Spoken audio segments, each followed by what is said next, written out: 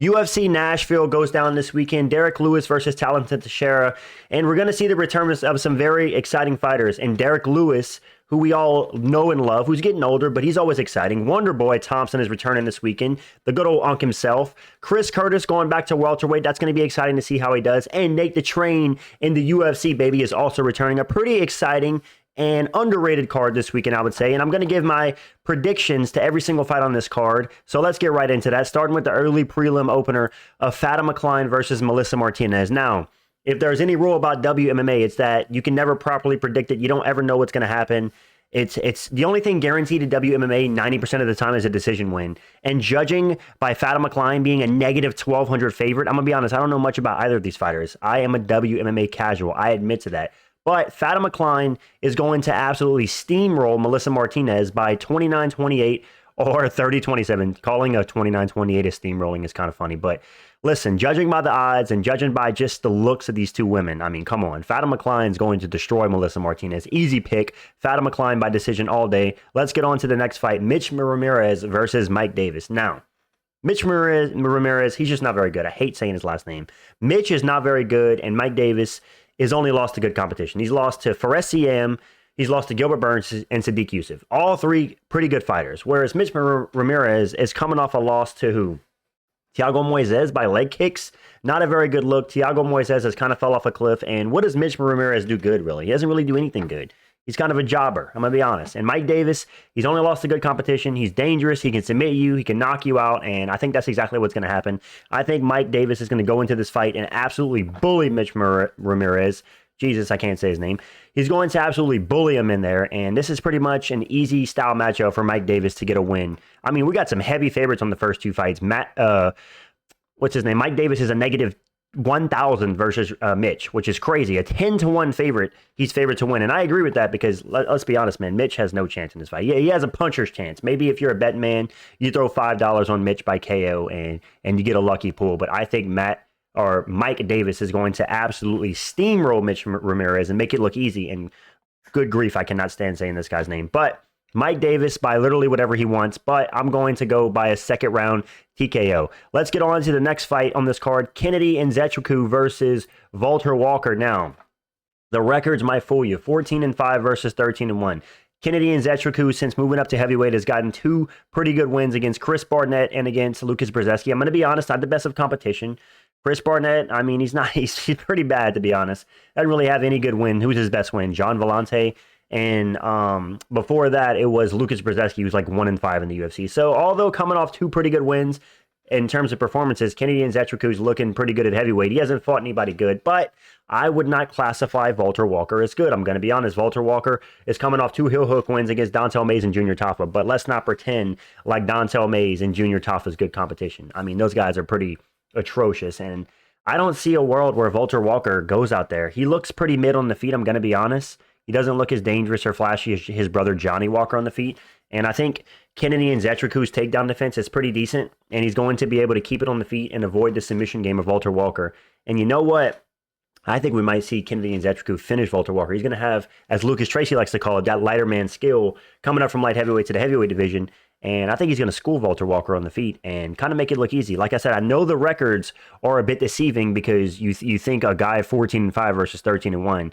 And Kennedy Nzechukwu is a 2-1 favorite, which I am surprised. I thought Walter Walker would be the favorite, but maybe that's because he looked so garbage in his last fight that the odds maker was like, yeah, maybe not put this guy as the favorite. But I'm going to go with Kennedy Nzechukwu by a first round KO TKO against Walter Walker. This guy has gotten two heel hooks in his last two fights, but I think Kennedy Nzechukwu's takedown defense is going to hold up, and he's going to be able to keep it on the feet, where I think he is the much better striker over Walter Walker. Give me Kennedy by first round KO TKO. Moving on to the next fight, Lauren Murphy, Eduardo Moura. I mean, come on, dude. Lauren Murphy, a 6-1 favorite. A lot of heavy favorites on this card, rightfully so. Lauren Murphy is like, 50 years old at this point. At least she looks it, and she just can't fight, man. Like, that's just what it is. How did Lauren Murphy ever get a title shot? She's one of the worst WMMA fighters I've ever seen. I mean, I think Roxanne Modafferi is more skillful than Lauren Murphy. She's so terrible. She looks like she's throwing haymakers underwater whenever she strikes, except with no power. Eduardo Moura, she's not much better, but come on, dude. She's going to school Lauren Murphy. Lauren Murphy's so old, and she's washed. And even in her prime, she was old and washed. She's always been old and washed. Edouard Moura, like I said, by whatever she wants. This is an easy pick.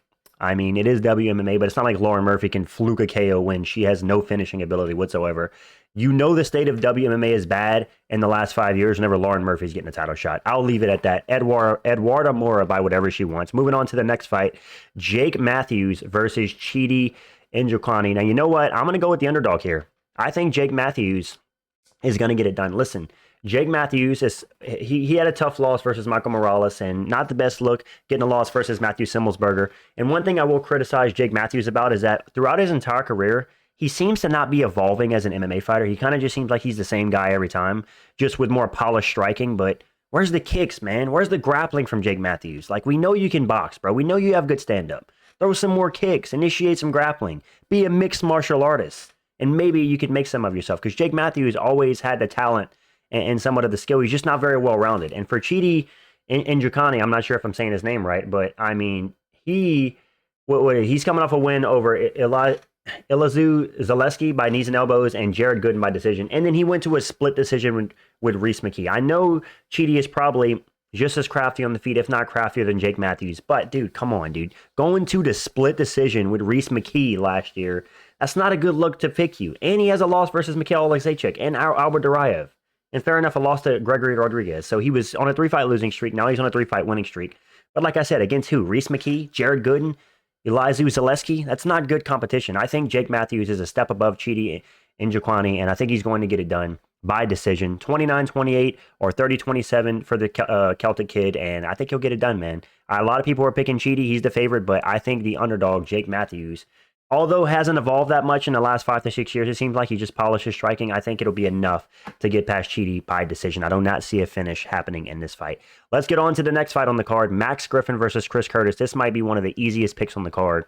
How is Chris Curtis only a 3-1 favorite? He actually looked really good in his last fight versus Roman Kopylov, despite getting head kick KO with like 1 second to go in the fight. Max Griffin is genuinely terrible.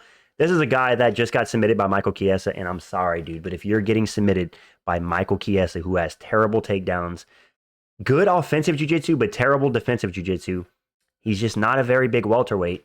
Max Griffin's old also. He's almost 40 years old, if not 40 already. I know Chris Curtis has taken a decent amount of damage, and he's not exactly a young gun these days, but come on, dude. Max Griffin, who's his loss to? He's losing to Michael Morales, fair enough. He has a loss to Neil Magny, dude, like 3 years ago. That's terrible. He has a loss to Michael Chiesa by submission. That's terrible. Chris Curtis, he lost to Roman Kopylov. He was looking decent in that fight. And Brendan Allen by split decision. That was a really close fight. Brendan Allen is a top 10 middleweight. And I think Chris Curtis does his best work at welterweight.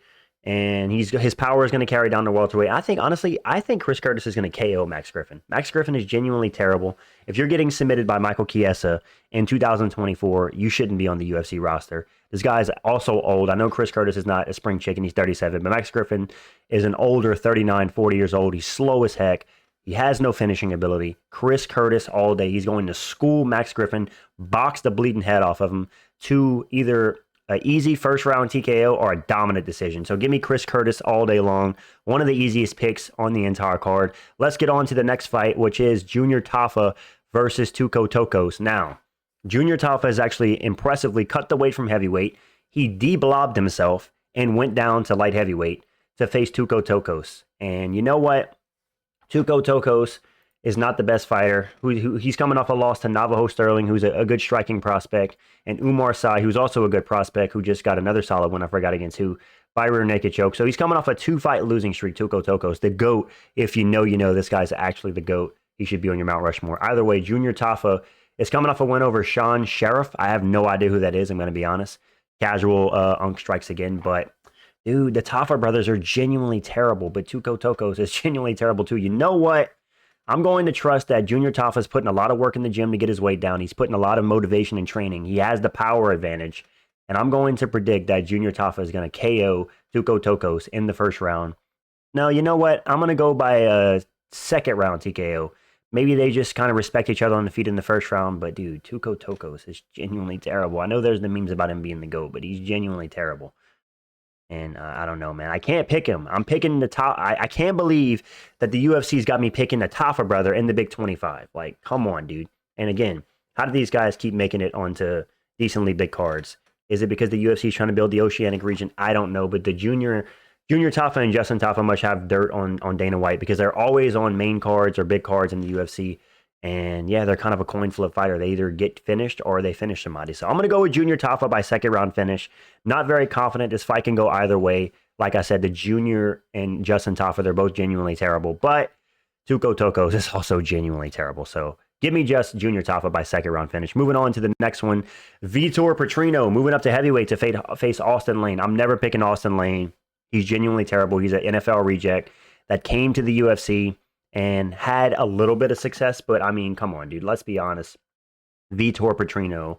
I know he's coming off of 2 tough losses versus Dustin Jacoby and who was it? Anthony Smith. It's not the best look to get guillotined by Anthony Smith, and he got flatline KO'd by Dustin Jacoby. But Dustin Jacoby's on a bit of a resurgence right now, looking good recently, getting a couple wins in his own right. And he arguably has a win over Khalil Roundtree, who robbed him. So not the worst losses for Vitor Petrino. I know getting guillotined by Anthony Smith, but listen, dude, people forget, man.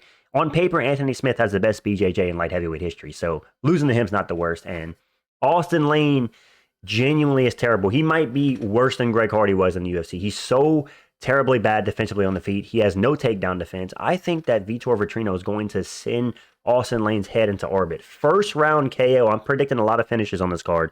First round KO, in my opinion. Give me Vitor Petrino versus Austin Lane all day. There's no way I'm picking 35, 36-year-old Austin Lane at heavyweight who has no skill. He's literally just big and came from the NFL and said, hey, I'm going to be a UFC fighter. And the UFC heavyweight division is so shallow and lacks talent that they have to have guys like Austin Lane. So, yeah, I think Vitor Petrino is going to have a speed advantage. He's going to have a skill advantage. He's going to have every advantage in the book. He has to slip on a banana peel to lose to Austin Lane, who just literally just has a puncher's chance. So I think Vitor Petrino by KO is the good pick. Getting on to the next fight on the main card, Nate the Train in the UFC, baby. Nate the Train versus Martin Charriere. Now, I don't know how Nate the Train is such a big underdog. Listen, I know he got schooled in his last fight by Korean Superboy and he got finished. I understand that. But, dude, Martin Charriere, he's okay, but, dude, he's dropping fights to Chepe Mariscal, right? Nathaniel Wood, people hype up Nathaniel Wood. Nathaniel Wood's nothing special, bro. I'm sorry. I'm going to say it. Nathaniel Wood is a decision merchant, and his striking's kind of mid. People like to hype up Nathaniel Wood. Dude, if you can beat Nathaniel Wood, you're good. Like, yeah, he lost to Nathaniel Wood. I'm sorry. Nathaniel Wood genuinely isn't that great of a fighter. I'm tired of the glaze. I'm tired of people like, dude, Nathaniel Wood. I'm sick of it. So if you think Nathaniel Wood's top of the food chain, let me know in the comments because I disagree. But I think Nate the Train in the UFC is going to get it done. I really do. I think Nate the Train is going to come back looking hungry to avenge his loss to Doo Ho Choi. He's had some time off to recover. I think his last loss, or it was late last year, so he's had half a year to recover and just train and get better. And Martin Charriere, who's he beating? Gabriel Miranda? Manolo Zucchini? Who are these people? I've never heard of these fighters. This guy's beating taxi drivers. And you're telling me he's going to favorite against Nate the Train? Heck no, man. Nate the Train only loses to good guys. This guy beat David Onama, right? He has some good wins. I'm trying to hype up Nate the Train. I genuinely love Nate the Train's personality and his fight style. And I think this is going to be fight of the night right here. I think these guys are going to slug it out. And I just think that Nate the Train's going to land the better shots and maybe even drop Martin Charriere and come out with a submission win. Who knows, man? But nah, I'm going to pick Nate the Train by third round decision. I'm going to pick him by decision. I don't think there'll be a finish in this fight. And I think this is going to be an absolute scrap, an absolute war. But I think Nate the Train is going to come out on top because he got that Russian warrior spirit. Isn't Nate the Train's wife Russian, if I'm not mistaken? Somebody let me know in the comments. I'm not 100% sure. But yeah, give me Nate the Train by decision. Moving on to the next fight, Calvin Kattar versus Steve Garcia. Again, this is a card where a lot of these fights are obvious picks, man. How do you pick Calvin Kattar? This guy's, what, 1-4 in his last 5? Hasn't had a win in nearly 3 years. Versus Steve Garcia, who's on a 5-fight finish streak. Let me look at Steve Garcia. Who's this guy finishing? Finishing Sung Woo Choi. Good fighter. Finishing Melquizio Costa, who's coming off some pretty good wins. Finished him. Finished Chase Hooper, right? Who's on a bit of a run at lightweight. Steve Garcia always finds a way to finish guys. He's on a 5-fight finish streak, which is very hard to do in the UFC. When you're fighting great guys and getting consistent finishes, you're a good fighter. And I just think Calvin Kattar's taking a ton of damage. You know, he's trying to get back in there quick after his loss versus Yusuf Zalal. He's probably got a salty taste in his mouth. Hasn't had a win in a long time. But listen, man, Calvin Kattar, again, he's one of these guys like Jake Matthews. He has elbows in boxing. This guy hasn't evolved his game in the last 10 years. What has Calvin Kattar added to his game? He can be taken down. He can be outstruck. He has elbows and boxing. Literally all Calvin Kattar has to offer. He has nothing else. He has no BJJ. He has no wrestling. He has mid-power. I don't see how you can pick Calvin Kattar in 2025. This should be a no-brainer. How much of a favorite is Steve Garcia? Steve Garcia is a negative 125 favorite, which is insane to me. I think people are hyping up Calvin Kattar's boxing and striking too much. I think Steve Garcia is going to go in there. He might get peppered up a little bit by the boxing of Calvin Kattar, but overall, you know what? I'm going to pick Steve Garcia to finish Calvin Kattar. I think we're finally going to see Calvin Kattar getting finished. I'm not sure when's the last time, if he's ever been finished in the UFC. Let me look. Has Calvin Kattar ever been finished in the UFC? He's 7-7 in the UFC. Technically he had a knee injury versus Arnold Allen. That's not really a legit finish. Decision. No, he's never been finished. All decision losses and a knee injury to Calvin Kattar. I think this is going to be the first fight where we're going to see Calvin Kattar get finished. He's tough as nails, but he's also 37 years old. Steve Garcia is very well-rounded. Not so much a submission artist, but very well-rounded on the feet. And I think he has the power advantage, the skill advantage, the youth advantage. He's taking less damage. He's got the momentum. Steve Garcia all day long. I don't know how he's as small of a favorite as he is. People are underrating this guy. I think he's going to finish Calvin Kattar and make his way into the rankings.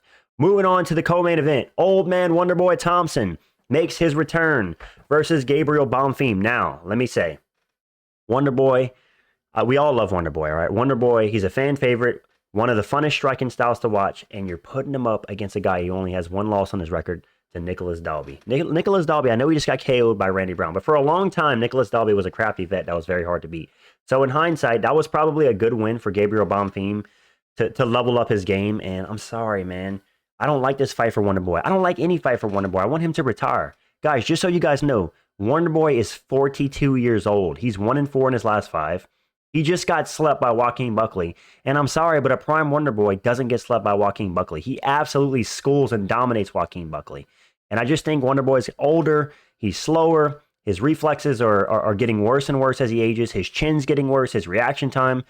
I just can't pick 42-year-old Wonderboy to do anything to Gabriel Bonfim. Not to mention, Wonderboy is not the most powerful striker. Sure, he can catch you with a head kick and knock you out, but at 42 years old, I just don't see him getting a spectacular finish.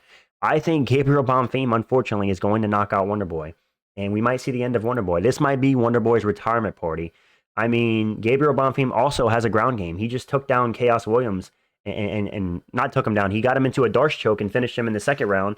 Has a win over Angelusa, which is a good win. A win over Trevin Giles. He submitted him. Another guillotine win. So this guy is actually a submission threat. Maybe me picking him by KO isn't the best option. I'm going to pick him by submission because this guy's actually finished every single fight he's won in the UFC by submission.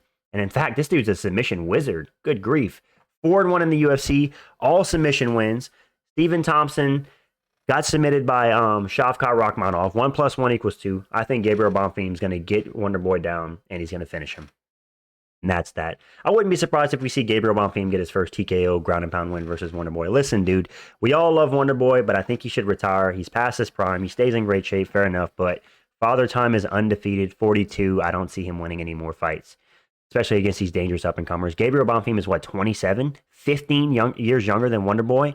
And come on, dude. When have you ever heard a 42-year-old beating up on a 27-year-old? Unless it's Yoel Romero, it doesn't exist. Gabriel Bonfim by second-round submission is my pick. Moving on to the main event, dude, this entire card is easy to pick, I'm telling you. How do you pick Derrick Lewis to beat Tallison Teixiera? A young, dangerous, 24-year-old upcoming prospect who just absolutely destroyed one of the Tafa brothers. I forgot who it was, but he beat him in like 48 seconds or less. And Derrick Lewis, as he said himself, he only wants to fight cab drivers. But unfortunately for Derrick Lewis, he's not getting any more cab drivers. He's getting a young and hungry prospect at heavyweight, which is actually pretty rare. A guy in Tallison Teixiera, let me look at his record. Actually, I'm going to look at Derrick Lewis's record. We already know Tallison Teixiera only has one fight in the UFC where he destroyed the other guy. So we don't know how his cardio is. We don't know how well-rounded he is. He's so young. He's tall. But Derrick Lewis coming off a win over Rodrigo Nascimento. I mean, not very good. Got destroyed by Jelton Almeida. Before that, flying knee KO'd Marcos Rogerio de Lima. Before that, got knocked out by Spivak, Pavlovich, and Tuivasa, or got submitted by Spivak and knocked out by Pavlovich and Tuivasa. Got finished by Cyril Gahn. And his last two wins, man, De Lima and Nascimento, not the best wins, I'm going to be honest. And also, people forget, man, Derrick Lewis has been around for a long time. He's taking a lot of damage. He's got a lot of miles. He's 40 years old now. Derrick Lewis is not a spring chicken. 40 years old. Tallison Teixiera is 24. Crazy the co-main event and main event age differences, man. 15 years in the co-main event and 16 years in the main event. That's actually crazy. But listen, man, I think Tallison Teixiera is going to steamroll Derrick Lewis. Honestly, I think Derrick Lewis at this point in his career, he's here for paydays. You know the UFC probably gave him a payday or a pay bump to fight Tallison Teixiera. Now, it would be silly of me to underestimate Derrick Lewis. He has KO'd the most people in UFC history, 15 knockouts in UFC. And if there's anybody that could land a fluke KO and win this fight, it's Derrick Lewis. But I don't see that happening.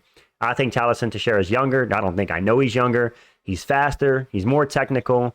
The better striker. Most likely the better grappler, although I don't think the fight's going to be contested on the ground. Derrick Lewis is very hard to take down and keep down, at least. He has great get-ups. But I think Tallison Teixiera is going to finish Derrick Lewis by first round TKO, maybe at the 3-minute mark. And yeah, he's going to make it look easy. And Derrick Lewis is going to look nothing more than an old man in this fight. And yeah, guys, that's ultimately my picks for this card. A pretty fun card to return to UFC Nashville. I actually do hope that I'm wrong and Wonderboy can eke out a win and he can retire on a win and not keep going, because I want to see Wonderboy retire. I know he said in recent times that he wants to fight until he's like 45. Please don't, Wonderboy. We care about your brain. Don't turn into Tito Ortiz and have a raisin brain and say you want to outlive your children. We don't want to see that. So yeah, Tallison Teixiera and Bonfim are most likely going to win with 15+ year age advantages. And yeah, that's ultimately my picks for this card. Let me know who you guys got in the comments. Let me know if you agree or disagree with my breakdowns and picks. Always appreciate you guys watching. If you guys want me to continue the predictions and breakdown videos, drop a like, because a lot of these videos don't give views, which is why I stopped doing them, because I assume if I do a prediction video and it gets 1K views, not a lot of people care to see my predictions. But either way, that's my picks, guys. I'm out, and peace.